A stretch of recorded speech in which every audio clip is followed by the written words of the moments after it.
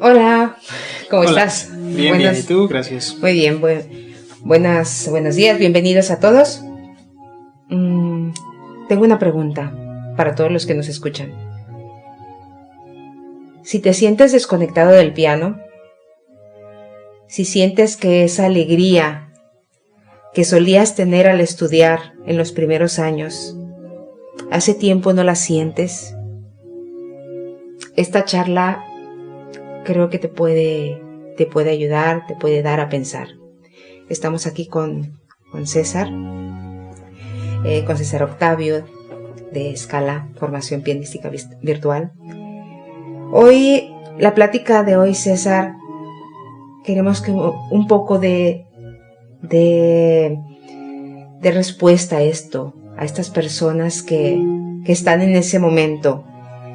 Y primero preguntarte si en algún momento de tu trayectoria te sentiste así, en algún momento sentiste desconectado del piano, sentiste que cuando te sentabas a estudiar ya no había esa alegría. ¿Te sentiste así en algún momento? En realidad yo creo que en muchos momentos. No es algo que ocurra una sola vez, ¿no? Vas enfrentando distintas etapas mientras vas creciendo en el piano, digamos, y te enfrentas a distintos momentos y a distintas dificultades que en momentos, como la vida un poco, es un subir y bajar, ¿no? No siempre te mantienes en un mismo punto, pero sí llegan muchos puntos a perderse esa emoción y a sentir la carga del estudio, las dificultades de las piezas, la frustración por no avanzar. Sí, por supuesto, no una, sino muchas veces. Sí, no lo dudo. Quería preguntarte porque de alguna manera cuando estudiamos algo nuevo, cuando empezamos a estudiar algo nuevo, es esa energía, esas ganas de querernos comer el mundo, de aprender todo lo que se pueda, pues está ahí muy, muy presente. Y pues estos bloqueos de repente uno cree que le pueden pasar a otras personas de otras disciplinas, pero verlos a ustedes tocar ya en un concierto, uno cree que esto no pasaría. Uno de repente puede pensar que quienes no estamos directamente en el piano tocándolo, estudiándolo, podemos pensar que es porque están súper dotados y por eso salen y simplemente tocan, pero no conocemos todo lo que hay atrás, todas esas horas que se trabaja. Sí. Quiero preguntarte una cosa. Estudiar, practicar y tocar el piano, yo los considero momentos. ¿Cuál es la diferencia? ¿Qué me puedes decir de esas tres verbos? Bueno, empezando un poco lo que mencionabas antes sobre el resultado que las personas ven. Es verdad, ¿no? Cuando uno toca ya frente al público solo ve el resultado, ¿no? No se sabe lo que hay detrás. Ya sea una carga enorme o una carga sencilla, no lo sabemos, eso depende. Pero sí, el resultado es eso, un resultado, pero no se sabe todo el proceso. Y esto que me preguntas tiene que ver ya con el proceso. Bueno, depende cómo llamamos el enfoque. Me refiero a referirme al tocar. El tocar se le puede llamar de muchas formas, o sea, se le puede considerar de muchas formas. Quiero decir, tocar solo puede ser que a lo mejor yo estoy leyendo algo y lo estoy tocando, sin estudiarlo, sin practicarlo, simplemente lo toco. Aunque también tocar se puede considerar el hecho de estar frente al público y tocar, aunque ahí ya más es interpretar un poco en general, ¿no? Un poco como aclarar términos. Uh-huh. En este caso yo me referiría a tocar al hecho de tocar sin un fin y sin expresar nada y sin buscar nada. Es un poco extraño, pero suele ser muy común que eso ocurra. De estos momentos, como le llamas, sí pueden ser momentos distintos dentro de la práctica y del trabajo del pianista.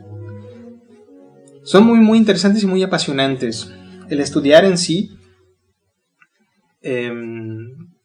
es la parte en la que uno descifra, entiende, desmenuza, comprende entiende las jerarquías y cómo está construido algo. Eso es una definición casi de diccionario, ¿no? ¿Qué es estudiar? Eso, comprender, analizar, entender las jerarquías, los movimientos, las formas, todo lo que conlleva una cosa, cómo está compuesta, etc.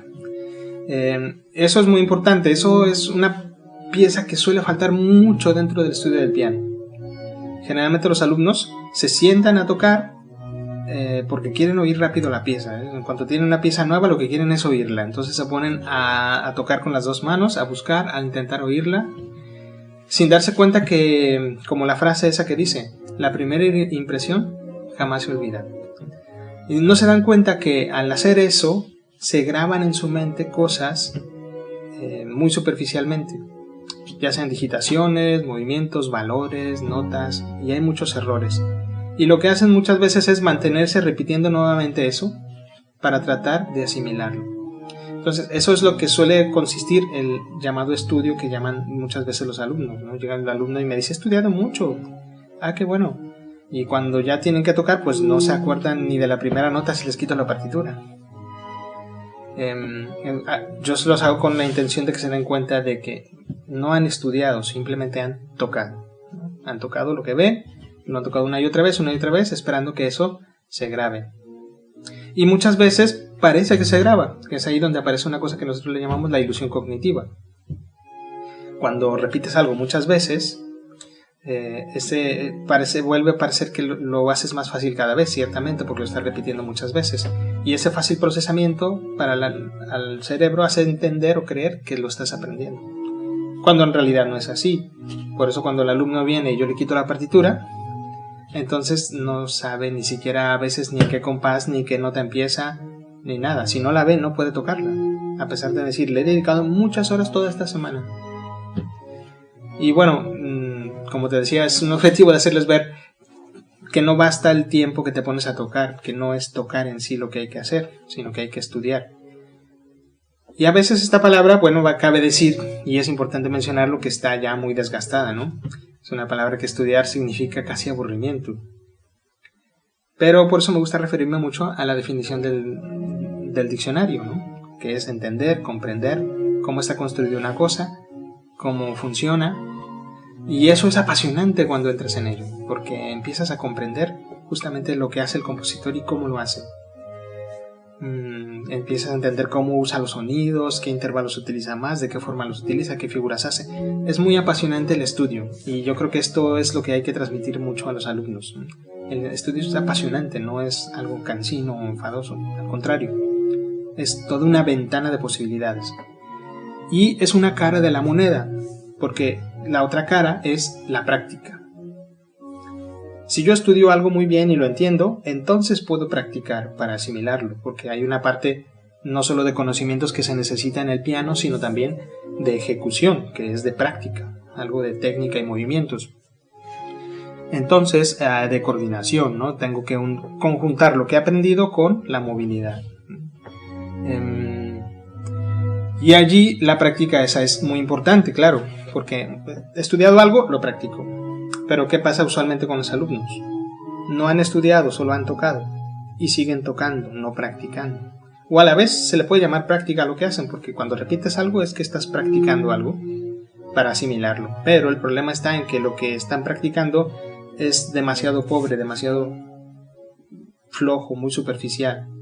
Por eso, cuando tocan, aunque lo toquen durante muchas horas, por eso los resultados son muy pobres, porque no han estudiado, simplemente han leído, han tocado y un poco repetir, como en algún video dijimos, repetir hasta morir y no conseguir, ¿no? Que eso es una pena. Ciertamente ese es un trabajo que se hace mucho y que luego por eso se tarda tantos meses y tanto tiempo en aprenderse unas obras, y que luego después de un poco tiempo ya las olvidaste prácticamente. Entonces hablaríamos esto. Me gustó todo lo que dijiste. Preguntarte, el término que dijiste es el hecho de creer que aprendes algo. La ilusión cognitiva. Ilusión cognitiva. Interesante. Cuando decías que, bueno, es entender, descifrar, comprender, conocer las partes de ese todo. Entiendo entonces que una partitura, ¿sí? Una partitura no es en sí, no, en la partitura, quiero decir, en la partitura no encuentro la guía del cómo estudiar. La partitura es el qué, no es el cómo. Sí, correcto. ¿Sí? ¿Existe un cómo? Sí, hay diversas partes en el estudio. Al final, cuando quieres ser un pianista profesional, todo irá en conjunto.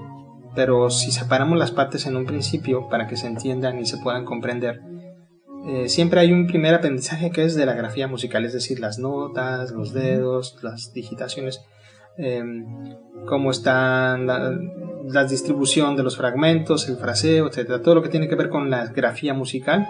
Ese es un primer momento que podemos dividir. Luego otro momento importante es, una vez que tienes comprendidas las notas y todo, descifrar y aprender también a leer. Lo decimos descifrar porque muchas veces o generalmente está implícito dentro de la partitura los movimientos que tienes que hacer. Claro, esto solo lo puedes detectar si tienes también una base que te hayan enseñado qué movimientos y por qué, qué movimientos existen, digamos, y luego cómo se relacionan con la sonoridad que buscas dentro de la música. Y luego una última fase que ya es la conjunción de todo, que es la interpretación. Esos son momentos que quizás conviene en un determinado momento enseñar a los alumnos por separado, pues para que entiendan, porque son procesos bastante complejos y que bueno, al hacerlos en conjunto es muy complicado, pero si los entendemos por separado, cada vez los iremos acercando más, hasta que en un punto sea todo a la vez. Eso también vuelve a ser cada vez más apasionante, ¿no? La habilidad de desarrollo. Entonces los momentos, ¿cómo me preguntaste los qué? Bueno, quería saber si existe ese cómo. Te decía yo, vale, existe sí, el qué, tengo la partitura, pero ¿y el cómo? Es un poco lo que decía ahora. Hay métodos y formas de estudio eficaces que pueden servirnos para aprender la partitura. Y que seas cada vez más ágil en ello, más rápido lo memorices, menos lo olvides. Hay métodos que sirven para eso. Sí hay cómo hacerlo. También hay cómo en relación a los movimientos. Claro que todo esto, te digo, es una formación constante, ¿no? Pero alguien, digamos, suponiendo que viene alguien que lleva años estudiando, no sabe cómo estudiar la partitura, gasta muchas horas, se le olvidan, le cuesta mucho trabajo resolver problemas técnicos, no tiene idea de ni por dónde. Por supuesto, a la hora de interpretar, pues tiene una serie de complejidades que no ha podido vencer y que le representan a la hora de tocar, pues inseguridad y frustración, porque el tiempo que se dedica es mucho y no se alcanza el resultado deseado, ¿no? Entonces, bueno, sí hemos trabajado y hay formas, muchas, no solo unas. Yo tengo una propuesta, por ejemplo, para ello, cómo aprender rápidamente una partitura, cómo entenderla de la mejor forma, cómo lograr que no se te olvide tan rápido. Y sí, hay cómo para ello, y luego hay cómo también en los movimientos. Yo intento integrar las dos cosas, obviamente, desde un principio con los alumnos a sus distintos niveles, pues para que vayan trabajando las dos cosas y desarrollando las dos bases que son las digamos, las bases de la interpretación. Muy bien. Algunas de los comentarios o de las preguntas que nos llegan es que tiene que ver con esto. Preguntan, bueno, que les suele suceder que estudian, que dedican tiempo, e incluso que llegan a tocar una pieza en algún concierto, y que no logran, por un lado, sentir incluso en el concierto esa seguridad, y que después todo aquello que se estuvo trabajando durante tanto tiempo y que se presentó con todo ese nervio, pronto se olvida, ¿sí? Esas son algunas de las situaciones que se presentan. La podemos atribuir a cuestiones de un estudio inadecuado, o a qué le podemos atribuir eso. Vale, sí, qué bueno que lo preguntas también. ¿Cuál podría ser el origen? Sería la pregunta, ¿no? El origen de estas sensaciones de no dominio y de inseguridad, ¿no? Y de que se le olvide. Y de que se olvide también, claro. En un vídeo yo hablé sobre, lo podremos compartir, sobre los hábitos al estudiar. Y aquí, aparte de las dificultades que representa el aprendizaje de la partitura, de los movimientos, luego existen las complejidades de que eso, somos personas que tenemos hábitos. Y esos hábitos son más importantes de lo que uno cree porque determinan cómo hacemos, cómo aprovechamos, cómo avanzamos, cómo aprendemos. Determinan muchas cosas de nuestra vida. Entonces es fundamental que uno empiece también a conocer sus hábitos. Lo digo porque todo se torna un hábito cuando lo repites lo suficiente. Entonces muchas veces se estudia el piano, como hablábamos en un principio, solo tocando. Ese solo tocar, no entender, hace que no tengas claro cómo resolver, ni te aprendas bien las piezas de memoria, y genere esto que dijimos, la ilusión cognitiva, ¿vale? Y que entonces por eso se alarga tanto en el tiempo el aprendizaje, y a pesar de dedicarle tantas horas no llegas a sentirte seguro. No llegas a sentirte seguro por la forma en la que la estudias, por el hábito que tienes de estudiar, que no te permite realmente estudiar, solo tocas por encima. Por supuesto, ese es el principal razón. Unas causas añadidas a esta razón, que son muy tristes, pero que es así, es que conforme pasa el tiempo y tú, por más horas que dedicas, no logras retener las obras en la mente, no logras sentirte seguro, no logras disfrutar, por supuesto, o sea, al contrario sufres, pues tristemente no nos damos cuenta que no es que no comprendemos que no es porque no lo estamos haciendo correctamente los procesos, sino empezamos a atribuirnos que somos incapaces y que no tenemos cualidades para la música. Y creo que eso es muy triste. Yo lo platicaba ya con una persona y hablamos justo de esto. Era justo esto, decía, qué curioso que siempre que falla algo durante un buen tiempo, en vez de pensar, no lo estoy haciendo bien, lo que solemos pensar es, yo no sirvo para esto. Nos minimizamos a nosotros. Uh-huh. Y por supuesto eso ocurre muchas veces, y por eso gran parte de la gente abandona la música. Es un camino difícil, la música no es un camino fácil, sobre todo a nivel profesional, y por eso requiere pues también de comprender muy bien lo que hay que hacer, ¿no? Pero esa frase que alguna vez hemos mencionado, la dificultad de hacer algo radica en no saber cómo, es clave y fundamental, ¿no? Hay formas de estudiar muy buenas, que sabiendo cómo hacer todo, lo tienes resuelto, y que te puede fundamentar una seguridad, un control, un disfrute, pero obviamente hay que hacer un trabajo que hay que hacerse. No es un trabajo largo, pero es un trabajo que sí requiere atención, y sin embargo esa atención es la que te permite disfrutar, porque, no sé, lo comento a cualquiera, ¿no? Cuando comes viendo la televisión o hablando de cualquier cosa o distrayéndote, no saboreas la comida al 100%. Solo puedes saborear la comida al 100% cuando estás atento con tus sentidos a ella. Entonces la música muchas veces también se torna aburrido en el estudio de la gente, porque la gente no estudia, no lo comprende, no lo saborea, no está atenta con todos sus sentidos. Solo toca esperando que un día eso se grabe bien, se automatice, y creen que cuando ya se automatizó, entonces ya estás listo para disfrutar. Pero no estás en ningún momento sembrando, construyendo ese disfrute, esa seguridad con la que quieres tocar. A eso me refería yo con el hábito. Tenemos un hábito de no estar plenamente tocando, de no estar plenamente estudiando, entendiendo, disfrutando de los sonidos, de los movimientos, comprendiendo. Eso no se suele vivir así. Entonces, que eso sería el cimiento de la seguridad y del disfrute. Estás atento, construyendo, ¿no? Y de la otra manera, pues no puede ser, simplemente no estás construyéndolo, no lo estás sembrando. Estás automatizando algo que ni siquiera has profundizado bien, y claro, al tocar frente a otros es normal que te sientas súper inseguro, porque cuando ya estás frente a otros surge en la mente todo lo que no sabes, o sea, todo lo que te empiezas a cuestionar a veces hasta ya va a empezar el alumno a tocar y ya no se acuerda en qué nota va a empezar en la partitura, de los nervios, porque no lo has inventado, ¿no? Porque ha sido muy superficial, solo ha tocado, y a la hora de querer pues ya no tiene de dónde cogerse.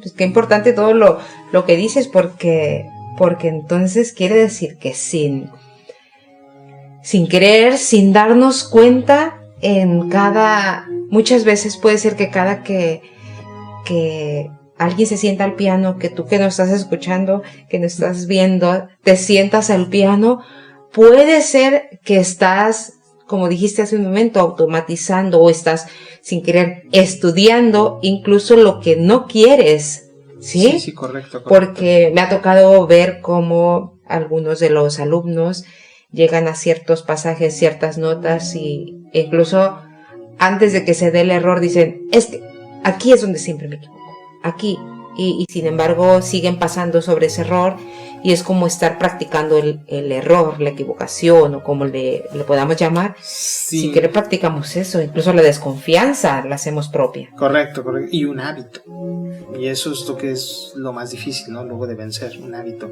porque esos hábitos luego nos machacamos nosotros mentalmente minimizándolos, y eso todavía hace más complejo el hecho de superarlos, porque esa es la principal barrera luego que hay que vencer. Pero sí, es verdad que cuando repites algo, por eso yo decía, si tú estás sembrando seguridad, pasión, disfrute, emoción, por supuesto que así tocarás. Pues yo estoy tocando sin pasión, con pereza, con deseos de que ya salga, así es como tocaré después. Ese es mi resultado, y con todo lo que conlleva musicalmente hablando, no todos los descuidos que yo no cuidé, ni los movimientos que no entendí, ni la sonoridad de nada, ni la velocidad final, nada, solo notas, y toco eso intentando que a la base de repetir, yo decía a un alumno, a veces estamos practicando, tocando, esperando que un día la inspiración llegue y me haga tocar bellísimo. De hecho, a mí me pasó así. Yo dedicaba horas creyendo que era lo que necesitaba, horas y horas tocando, y esperaba que un día fuera a tocar hermoso. De hecho, el día del recital quería tocar maravilloso. Decía, ahora sí, me entregaré y tocaré maravilloso. Tristemente no ocurría, claro. No entendía por qué. No ocurría porque yo no había sembrado eso, yo no había estudiado de esa manera. Entonces no podía tener ese resultado. Tenía el resultado justo como estudié, que no era el que yo deseaba, ¿no? Pero no había entendido en ese momento que las cosas eran así, y nadie me lo había dicho de esa manera, y no lo había comprendido.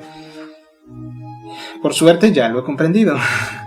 Y ahora pues ha sido duro, ha sido difícil, pero también ha sido muy bonito el encontrar y descubrir los elementos. A través de todos los conocimientos que he recibido de distintas personas, pues he ido haciendo mis propias amalgamas de conocimientos, y me ha permitido ya construir, pensando en todos los alumnos y en las dificultades con las que yo me viví, pues cómo resolver eso, ¿no? Siempre he sido apasionado en ese punto de decir, ¿cómo puedo hacer esto mejor?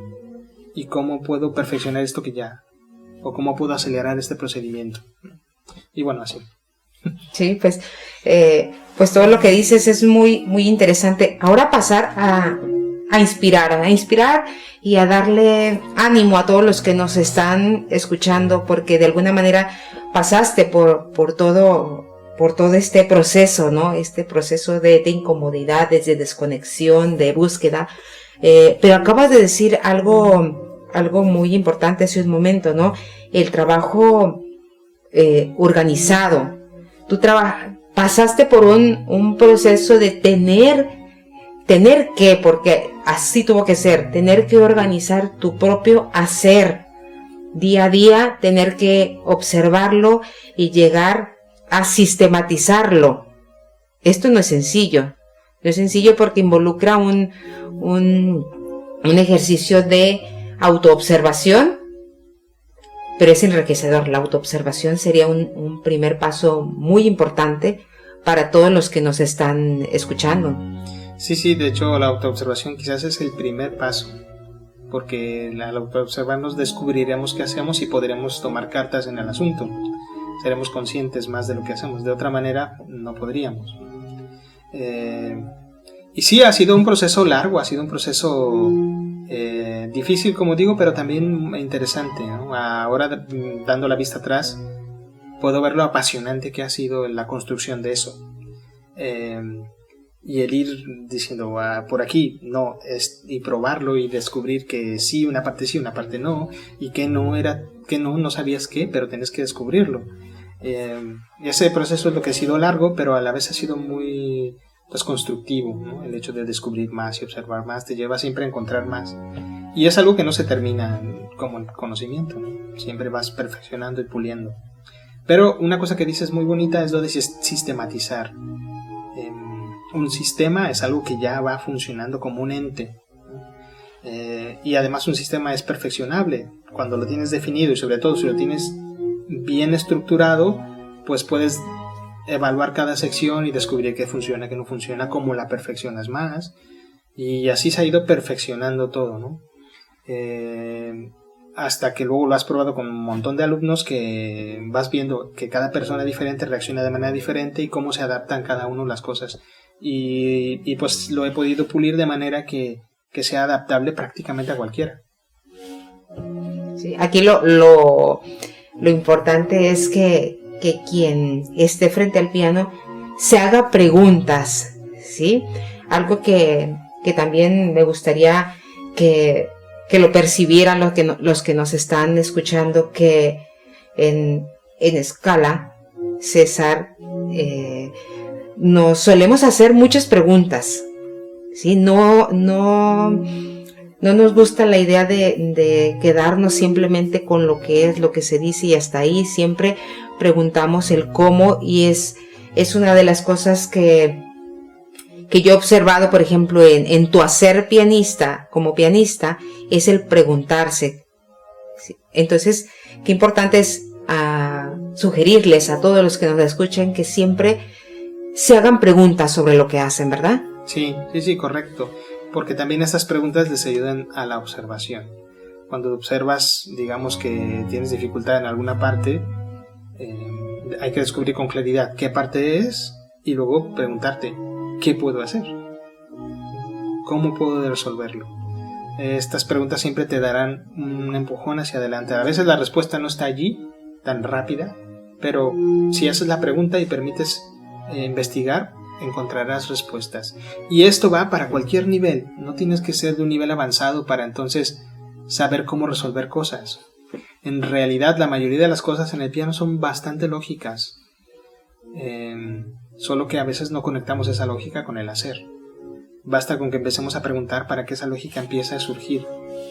Así que sí, me parece muy bueno lo que dices, el hecho de invitarlos a preguntarse. Esta combinación de observación, preguntarse, es maravillosa. Va a aportarles un montón.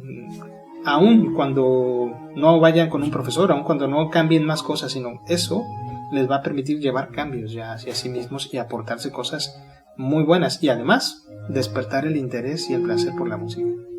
Sí, me gusta eso que estás mencionando. Así que bueno, desde Scala los invitamos siempre a que hagan sus preguntas, a que escriban en los comentarios aquellas inquietudes por sencillas, por complicadas, por todo lo que les pueda parecer.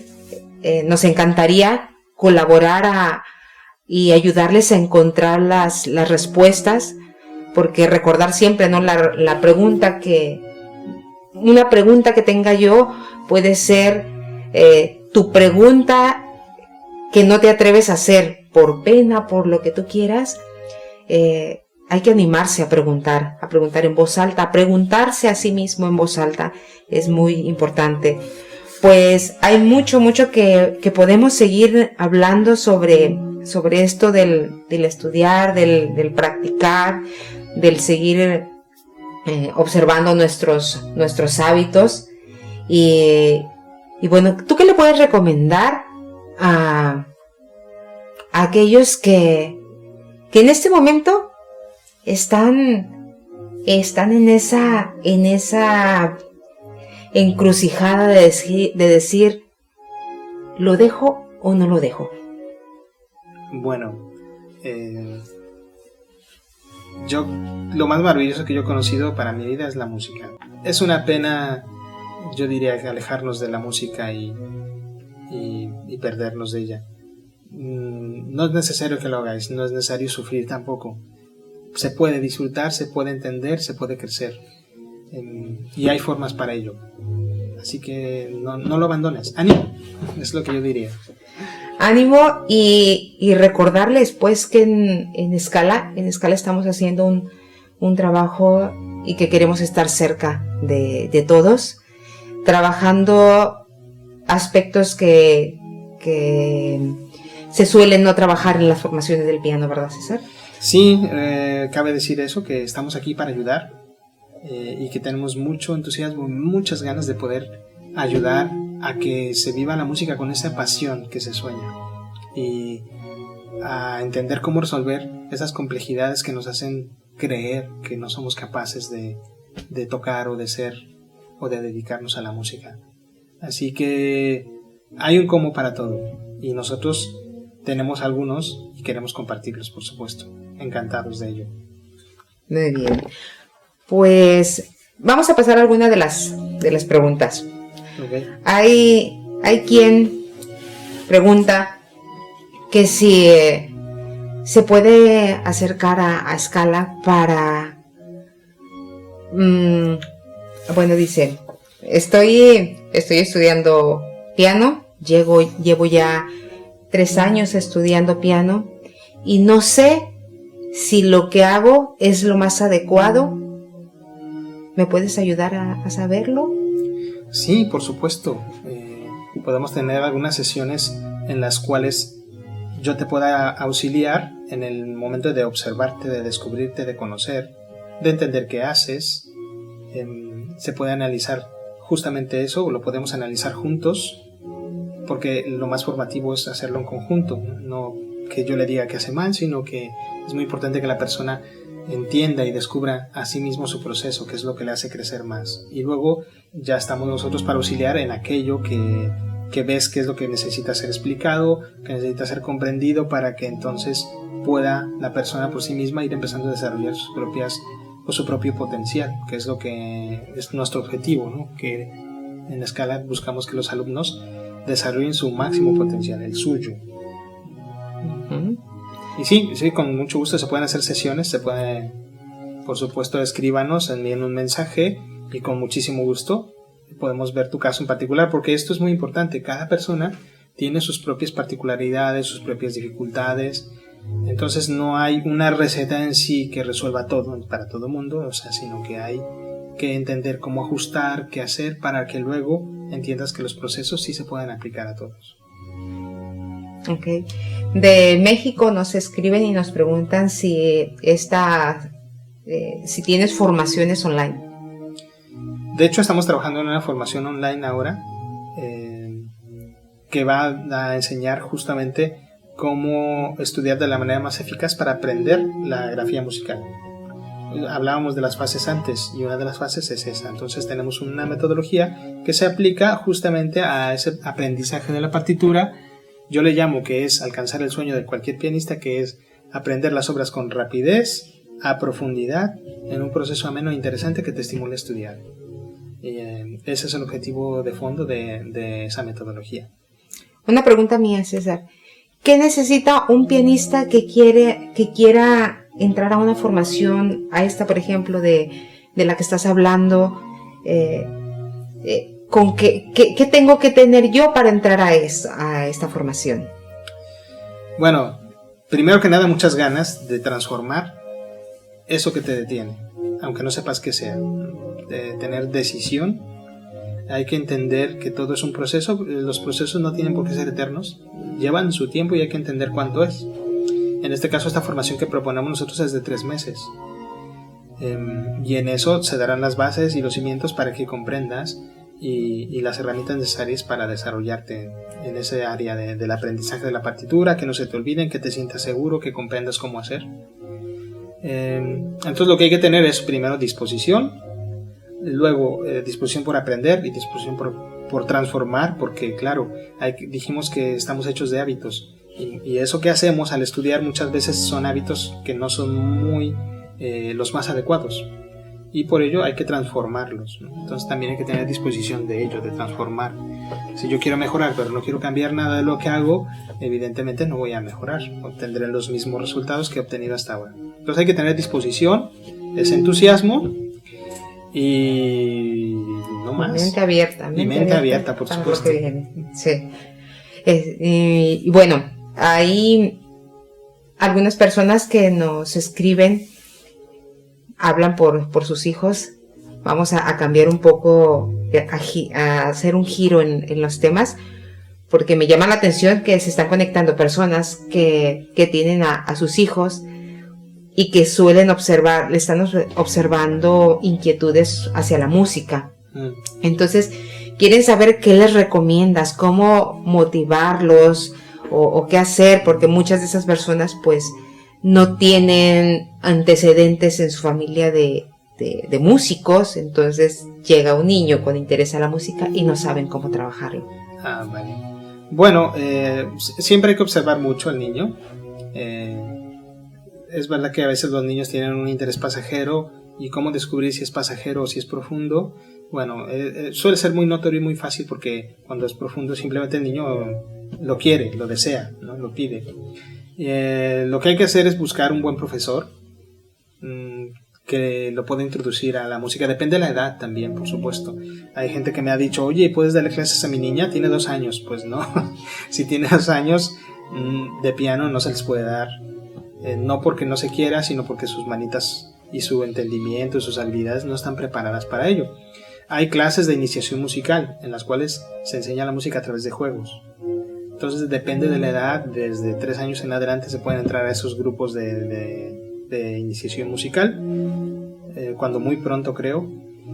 Y luego ya a partir de los 7 años es cuando se suele enseñar ya más formalmente el instrumento, cuando el niño está ya más desarrollado, y también ya tiene cierta independencia de la mamá, que ya se puede mover más, y aún así siguen siendo muy pequeños para el piano, pero bueno, se suele empezar a aprender allí, y hay que buscar un profesor que pues por referencias vean que les pueda interesar, que tenga buenos comentarios también. Digas, si lo buscas por internet o si preguntas a gente que sepa que vive ahí en tu zona, pues que a quien te recomiendan, llevarlos a que exploren los niños con un buen profesor. Muy bien, y algo muy importante ahora que estás diciendo eso, pues que ellos también vivan la música, ¿no?